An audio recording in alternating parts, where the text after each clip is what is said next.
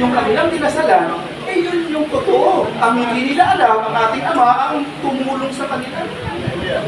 Yeah. Okay, so isa pa pong argument mga kapatid. Sabihin ko sa inyo ng inyong pong kaibigan. Di ba una-una, sabi nila, nagdasal ako at yan ay natupad. So, alam niyo na po kung paano sagutin. Pangalawa, sasabihin niya, yung pangalan na yan ay Hebreo, para sa mga Hebreo yan. Paano yung sagutin? Mga kapatid, yung mga taong sinasabi na hindi sila nagsasalita ng Hebreo dahil sila ay Pilipino, mali. Hindi po yan totoo. Bakit po? Abay naman, pupunta ka naman sa mga crusade na yan. Ano sinasabi ng mga crusade na yan? Hallelujah! Hallelujah! Praise the Lord! Ang hallelujah ba? Anong lingwahe yung hallelujah? Salita yan? Hebreo! Walang problema sila sa pagsabi ng hallelujah. Sa katunayan, pag nagsabi sila ng hallelujah, praise the Lord, salungat yun. Kasi ang ibig sabihin ng hallelujah, praise Yahweh. Sasabihin nila hallelujah, praise the Lord. Kaaway yun mga kapatid, hindi pwede yun. Ayaw nila ng salita, ayaw nila ng pangalang Hebreo. Wala naman silang problema tumawag kay David, Isaiah, Abraham, Jeremiah. Wala problema. Pagdating sa pangalang, tunay na pangalan ng Ama, ay pang-Hebreo lang yan. Yung mga kapatid, ano? Marami pa mga kapatid, marami pa din pag-uusapan sa mga ganyan pong mga dahilan. At alas na po to. Last 10 minutes, okay lang po ba? Last, try ko lang po, last 5 minutes, 10 minutes. Ako po excited lang po talaga mga kapatid, gusto ko i-share ko sa inyo. Meron po kami once a week na programa. Meron kami, nagtitipon-tipon po kami mga leaders at doon nag-uusap po kami about doctrine.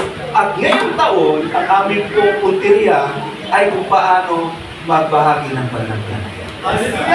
Kaya, invite po namin kayo. Sabihin po kayo.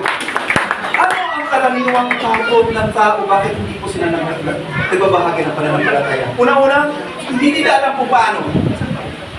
Very unsure. E paano?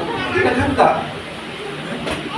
Kaya ang nire-require ko sa mga nag-a-attend doon po sa aming training, ang nire-require ko dapat may script ka na. Meron ka ng presentation. Para pag dumating yung pagkakataon na may bisita, ako ginagawa ko talaga. Pagka may bisita pumasok, hindi ko pinapaalis yan hanggang hindi ko nakausap yan. Hindi ko pinapaalis yan hanggang hindi ko nabahagi yung totoong pangalan. Hallelujah. Hindi ngayon, nakita mo ngayon, medyo maayos ang pananamit, kinabahan ka na ngayon. Paano ka ba magsalita? Kailangan mo ng script. Kaya ngayon pa lamang, isulat nyo na paano yung introduction nyo, kung paano nyo po kasabihin po yung kanyang pong mensahe. Importante po na meron kayong script. At pangalawa, kung hindi man kayo magaling sa Bible verses, sabihin nyo, bakit ko ako sa pananampalataya? Meron pong isang evangelism, a form of evangelism, that is effective. At hindi kayo pwedeng kontrahin. At ang tawag po ng form of evangelism na yan ay witnessing. Ano po yung witnessing? Ito pong witnessing na yung mga kapatid, this is your personal account. It is your life story. Kung paano yung buhay mo na hindi mo pa kilala si Yeshua, at nung nakilala mo na si Yeshua, at yung mga himalang nangyari sa iyo nung tinawag mo yung pangalan ng ating Ama. Kukontrahin ka ba niya? Hindi po pwede.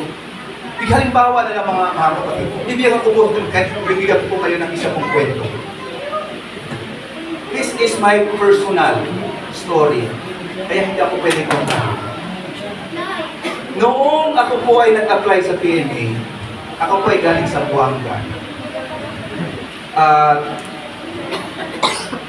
Nung ako ay masa sa exam, dito po sa Manila, wala kami pamasahe. Walang pamasahe, walang pera. Marami kaming mga magkakapatid. Hirap po sa buhay. Kaya hindi ko alam kung paano ko pupunta sa Manila. At 2 days bago yung reporting date ko, sabi ng aking brother-in-law, bigla na lang, pupunta ako ng Manila. Sama ka? Opo, sabi ko. Nung pagdating ko po sa Manila, yung aming pong medical ay dyan po sa Tiluna, sa Quezon City. Nung talaga, syempre, Alam ko po yung hirap ng buhay at talagang pusigido ko. Talagang pinaghandaan ko yung mga questions, yung mga posibleng mga tanong sa interview, pinaghandaan ko po yun. Natapos ko po lahat except yung physical examination.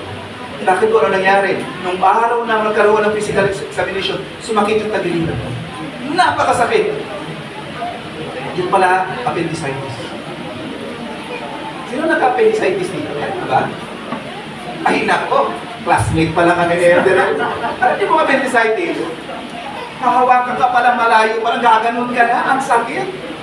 Sakit po talaga. Umandar yung